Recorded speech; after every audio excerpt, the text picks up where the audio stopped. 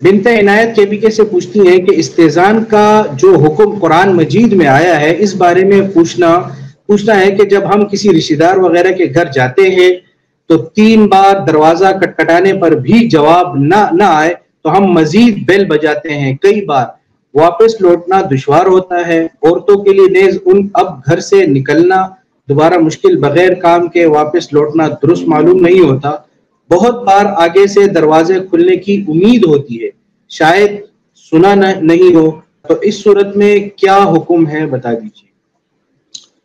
دیکھیں، شریعت کا حکم یہی ہے، اور یہ قرآن کریم میں بھی ہے، حدیث میں بھی ہے. حدیث میں صراحت موجود ہے کہ اذا استأذن احدکم 3 مرات، جب 3 مرتبہ کسی نے اجازت طلب کی اور فلم یؤذن لہ، اس کے لیے اجازت نہ دی گئی، تو فلیرجع، اسے چاہیے کہ وہ لوٹ جائے. یہ ابو داؤد کی روایت ہے اور اس میں صراحت ہے.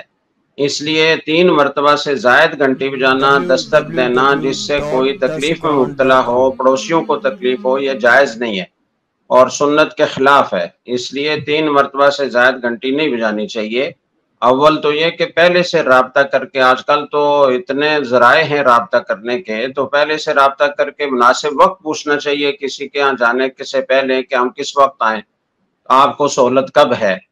ایسے ہی بغیر بتائے ٹپک پڑنا اور پھر گھنٹیوں پر گھنٹیاں بجاتے جانا، یہ ویسے بھی انسانی وقار کے خلاف ہے اور شرعاً بھی جائز نہیں ہے.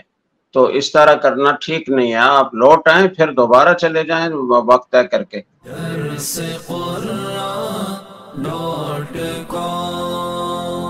www.darsequran.com